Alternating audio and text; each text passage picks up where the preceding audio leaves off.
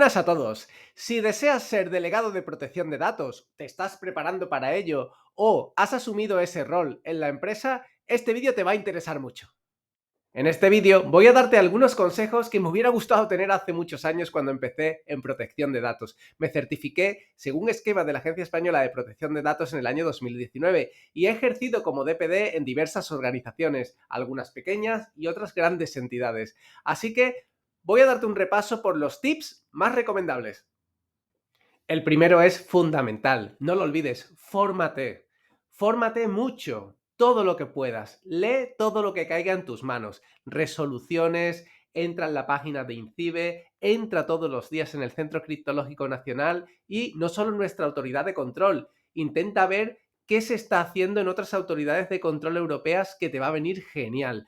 Pero además de eso, intenta irte a áreas que dominas menos. Si eres un especialista en la parte legal, te recomiendo muchísimo que te prepares más la parte técnica. Pregunta, haz cursos de ciberseguridad, mira elementos relacionados con seguridad de la información, empápate de la 27001, empápate del Esquema Nacional de Seguridad y con eso por lo menos tendrás una aproximación lo más amplia posible a este fabuloso mundo.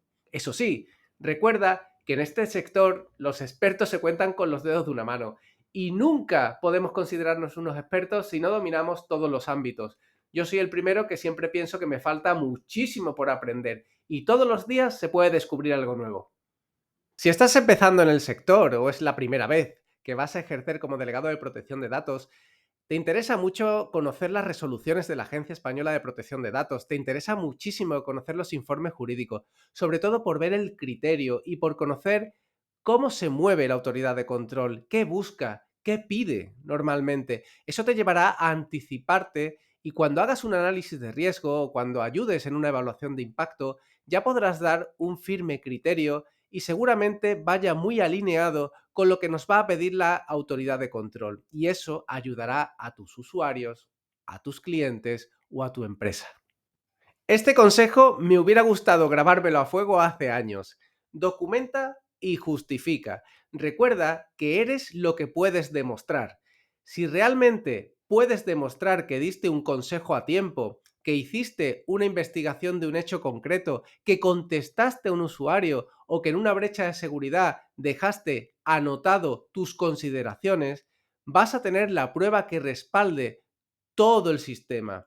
Documenta y justifica. Ejemplo muy práctico. Acabas de, por videoconferencia, hablar con un responsable del tratamiento que te ha pedido consejo y tú le has dado tus mejores ideas.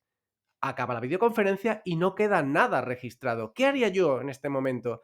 Hacer un acta, dejarlo todo documentado, firmarlo digitalmente y enviárselo al responsable del tratamiento para que quede claro que el criterio del delegado de protección de datos es firme y ha sido dado. Así, él podrá tener una base a la hora de poder justificar toda la actuación que le corresponde al responsable del tratamiento. Un error muy de novato, y me ha pasado muchísimas veces, es tener una reunión con la alta dirección y querer avasallarlo a base de leyes, resoluciones, guías y criterios. Evidentemente, tú estás mucho más preparado que esos directivos en esta materia concreta, sabes mucho de esto y por tanto es normal que cuando dicen algo tú quieras rebatirlo o refutarlo. Es lógico, pero tienes que bajar y adaptar el lenguaje a los interlocutores. Hazlo fácil, cortita y al pie. Sé muy directo y simplemente se puede, estos son mis argumentos y luego podrás aumentarlos muchísimo en un acta que hagamos o en un correo electrónico. Pero de momento, si te convocan a una junta o a un comité de alta dirección, básicamente te están preguntando algo muy concreto y en base a eso ellos decidirán. Por tanto, lo mejor que tu actuación sea muy directa, muy concreta y a lo que se te ha preguntado. Plantéate lo siguiente, y esto off the record. Si no reportas a la alta dirección, algo no funciona bien. Si el delegado de protección de datos no puede reportar a la alta dirección, evidentemente ese sistema de gestión no cumple. ¿Por qué? Porque tenemos interlocutores que van a desvirtuar el mensaje y probablemente surja un conflicto de interés. Así que plantéate, si no hay un reporte directo a la alta dirección, tenemos un problema. Otro consejo, Busca alianzas, busca interlocutores. No puedes saber de todo, es imposible. Si eres un delegado de protección de datos interno, poco a poco vas a poder tener reuniones con diferentes áreas, recursos humanos, la parte de operación, comerciales, sistemas. En cada área o departamento debes buscar un interlocutor o una persona que pueda trasladarte la realidad. ¿Por qué? Porque generalmente todo el mundo está muy ocupado y esta parte de privacidad, protección de datos o sistemas de gestión queda muy relegada cuando hace falta, hay una auditoría o tenemos ya un requerimiento en la mesa. Así que es bueno ir haciéndote de un grupo de personas que colaboren contigo y te vayan comentando lo que sucede o cómo se están haciendo los tratamientos. Si eres un delegado de protección de datos externo, vas a tener muy poca visibilidad. Así que lo mejor será que tú mismo también mandes correos cada cierto tiempo o llames y preguntes, porque si no, solo van a comunicar contigo cuando exista una brecha de seguridad de la información o cuando exista un ejercicio de derechos. El resto del tiempo tomarán decisiones sobre tratamientos de riesgo y no te vas a enterar de nada. Este ejemplo suena un poco mal, pero la verdad es que es útil. Desconfía. Debes ser desconfiado. Casi nadie le gusta asumir responsabilidades. Si haces una reunión y se va a determinar quién es el responsable del tratamiento, el encargado o si hay una corresponsabilidad, nadie quiere asumirla. Todo el mundo dice yo no decido nada. Intenta dejarlo todo muy claro para que no les quepa otra que admitir si están decidiendo finalidad, medios y si son responsables del tratamiento o no. Si alguien te dice, no, no hacemos transferencias internacionales de datos, probablemente las hacen. Si alguien te va a comentar, no, no tratamos datos personales, pregunta bien porque probablemente tratan datos personales. Vas a entrar en muchas polémicas sobre eso y para ello sí es bueno tirar de documentos. Si alguien, por ejemplo, te dice, oye, la IP no es un dato personal, venga, hombre, hay pruebas para demostrar que la IP es un dato personal. Así que te avalen la documentación y las guías. Este es uno de los puntos donde hay que dar el do de pecho. Cuando llega un ejercicio de derechos de un usuario, el delegado de protección de datos tiene que estar muy centrado. Al final tenemos un usuario que necesita ayuda, porque no es otra cosa. El delegado de protección de datos es un mediador entre la autoridad de control, los usuarios y la empresa. Y tú estás ahí para intentar que ese usuario tenga una buena información y ayudarle a que su ejercicio de derechos sea efectivo.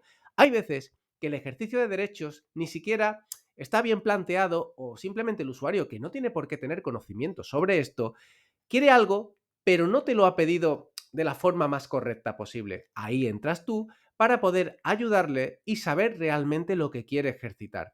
Yo como delegado de protección de datos he recibido cientos de correos pidiéndome baja. Simplemente eso, en el correo pone baja y no estamos en una newsletter ni en un boletín del que simplemente escribiendo baja te quitas la suscripción. No es eso. El usuario quiere normalmente que se le atienda un derecho para suprimir sus datos, pero te ha escrito baja. Pues tendré que hablar con ese usuario o escribirle y llegar al fondo del asunto. Por eso mi recomendación en este punto a las personas que empiezan es muy sencilla. Escribe al usuario, pregúntale cuando no lo tengas claro, dale una primera respuesta de que estás trabajando en ese ejercicio de derechos, recopila la información, recopila las evidencias y ya le das después una contestación formal y adecuada. Ejemplo de lo que no hay que hacer. Usuario que se registra en línea con su correo electrónico, su teléfono y su nombre de pila. Al cabo de unos días, no está satisfecho con ese servicio y escribe al delegado de protección para que le den de baja y te da por pedirle el DNI. ¿Por qué? Si no le has pedido el DNI para que se inscriba y no tienes dudas razonables de que no sea esa identidad porque te escribe desde el mismo correo que utilizó para registrarse, ¿por qué le pides el DNI? Le estás pidiendo un dato excesivo. No le hizo falta para apuntarse, no le hace falta para borrarse. Así, probablemente lo que hagas sea cabrear más al usuario. Vamos a ejercitar los derechos y a contestarlo de una forma sencilla. Otro punto fuerte del delegado de protección de datos deben ser las brechas de seguridad. Es normal que el delegado de protección de datos no esté en todas las fases de un incidente, porque si es un incidente de seguridad de la información, hay veces que ni siquiera toca datos personales y no es relevante como DPD. Eso sí, lo interesante es que el delegado de protección de datos participe en los comités de crisis, cibercrisis asociados a Esquema Nacional de Seguridad, ISO 27001 o esos gabinetes que se forman cuando hay un incidente. que no una incidencia, que simplemente ha habido un problemilla. No, un incidente. El incidente puede que afecte a datos personales y ahí es donde está el DPD documentando el proceso y aconsejando que si toca datos personales, debería de evaluar muy bien la situación para comunicar con la Agencia Española de Protección de Datos, puesto que el plazo es de 72 horas. Es muy poco. Si tienes que investigar más el caso, lo mejor es primero notificar, porque ya tienes pruebas de que afecta a datos personales, abre el caso en la Agencia Española de Protección de Datos y poco a poco puedes ir suministrando más información conforme la vayas recopilando junto al responsable de seguridad de la empresa o el comité que tengan creado al efecto. Lo interesante es ser transparente y, sobre todo en casos donde has sufrido un ciberataque, dar en tiempo real toda la información posible a las autoridades, ya sea INCIBE, el 017, la agencia, incluso la policía. Evaluaciones de impacto. A todos nos han pedido realizar la evaluación de impacto en algún tratamiento y en muchas ocasiones nos hemos enfrentado a un documento en blanco, sin casi información. El delegado de protección de datos no debería ser la persona que haga la evaluación de impacto. Primero porque no conoce todos los tratamientos ni todo lo que conlleva. Ahí tendría que participar un equipo que generalmente le dé la parte técnica, el desarrollo, la parte del flujo de datos, si hay transferencia internacional de datos, el software utilizado y los métodos, y el delegado de protección de datos puede ir asesorando durante el proceso y al final del mismo crear un memorándum con su opinión y además con si esa evaluación es favorable o desfavorable, incluso con las recomendaciones para que pueda realizarse el tratamiento siguiendo todas las normas y disposiciones. Pero, por desgracia, la gran mayoría de las veces te van a pedir a ti hacer una evaluación de impacto completa y te va a faltar muchísima información. Por tanto, siempre es bueno que pidas todo lo necesario para tener visibilidad sobre el tratamiento. Aunque ya digo que el DPD no debería ser la figura que haga esa evaluación. Auditorías. No puedes auditar tu trabajo, es de cajón. Habría un conflicto de intereses clarísimo. El DPD no puede auditar su propio trabajo, sin más. Si la persona que ha hecho el sistema de gestión o el registro de actividades de tratamiento o la evaluación de riesgos es diferente, el delegado de protección de datos puede hacer una pequeña auditoría de estado de situación o ver cómo se encuentra la empresa o comprobar si, por ejemplo, las bases del artículo 6 de licitud del tratamiento son correctas, pero nunca va a poder auditar su propio trabajo. Con las transferencias internacionales de datos tenemos que sacar la lupa y ejercer un poco de detectives. Tenemos que preguntar bien a dónde van los datos y el flujo completo. Normalmente, la gran mayoría de proveedores te van a decir que los datos se alojan en suelo europeo y de ahí no se mueven. Pero si investigas un poco, te vas a dar cuenta, sobre todo entrando en las webs, que muchos de esos datos van a viajar fuera del territorio europeo y vamos a tener que hacer o cláusulas contractuales tipo, o vamos a tener que legitimar la transferencia de otra forma, pero mejor tenerlo todo atado y verlo desde el principio, si no puedes llevarte una sorpresa desagradable. Y como último consejo, inscríbete a boletines para que estés informado 100% y vayas viendo lo que sucede en el panorama de la protección de datos. También es bueno estar en redes profesionales. Yo he tenido la gran suerte de tener contactos maravillosos en redes como LinkedIn, donde he aprendido una barbaridad y donde tengo auténticos conocidos que son top y te dan unas recomendaciones perfectas. También sería muy bueno estar en una asociación.